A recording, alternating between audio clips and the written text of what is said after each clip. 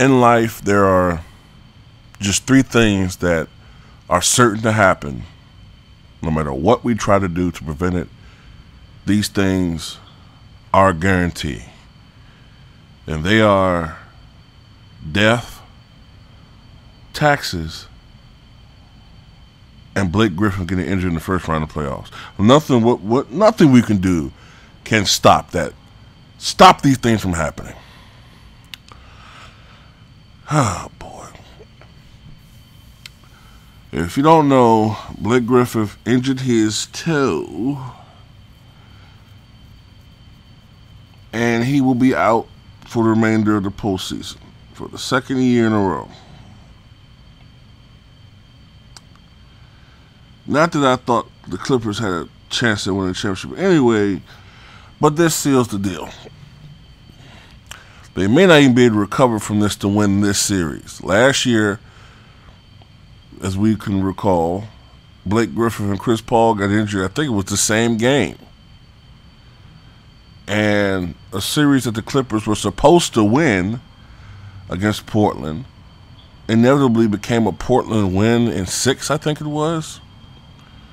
And the year before that, the Clippers had a 3-1 lead against the Houston Rockets and blew it.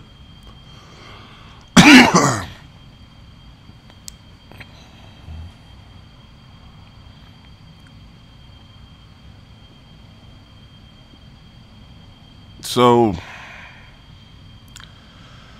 that's the Clippers. I think the Clippers are cursed, man. I think that the Clippers are better off without Blake Griffin. I think that it used to be Chris Paul and Blake Griffin, but now I think it's Blake Griffin and DeAndre Jordan as the two players that they should be building around now. Blake Griffin, he's not the force he once was anyway. I think it's time to get, just move on. I mean, anyway, the genetics are starting to catch up with him anyway. He's starting to go bald. He's going to lose his lucrative deals as his hairline LeBron's over time. Yeah, I knew it was happening. I knew it was going to happen. I used to look at his brother, and I'm like, okay, what the hell happened here? But I knew eventually the genetics gene would catch up with him and his hair would start, disintegrating before our very eyes. Those red locks are succumbing to male pattern baldness. And I love it. Join the club. But seriously, though, the Clippers were behind this game. And behind Gordon Hayward's 40 points, I believe it was a playoff career high, it looked like Utah would go up two games to 1 against the Clippers. And it's kind of amazing considering that they don't even have their dominant player. The Clippers. The Jazz. Of course, they lost their big man just 15 seconds into game 1. And,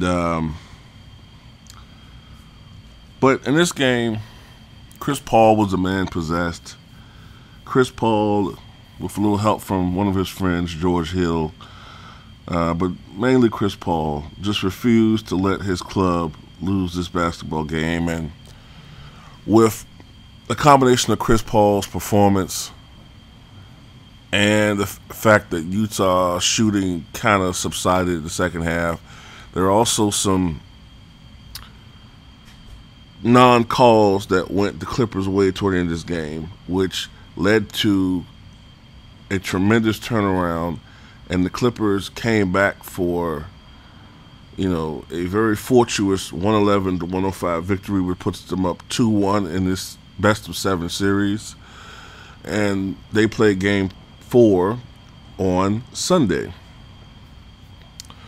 Chris Paul had a magnificent performance. I believe it was 34 points, of which 24 came in the second half. 34 points.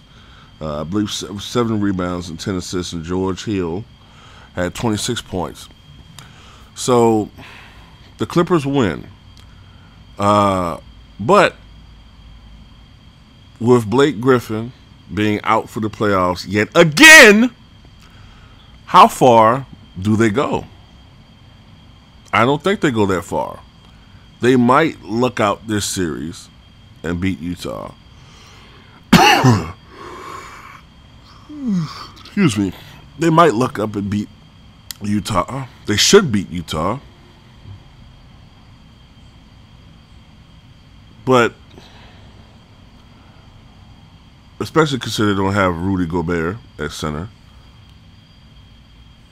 But if they don't get to at least the Western Conference Finals, which I know they're not going to do, if they're not able to do that, then I think that Doc Rivers might get fired. I think if he doesn't reach the Western Conference Finals, I think Doc Rivers gets fired.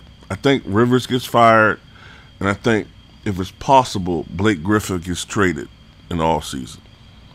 But I don't know anybody that would want this guy. I mean, he's becoming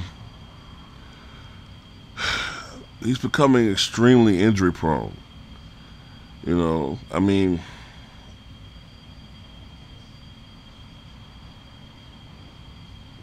I don't know. But great performance by Chris Paul. Tell me what you guys think.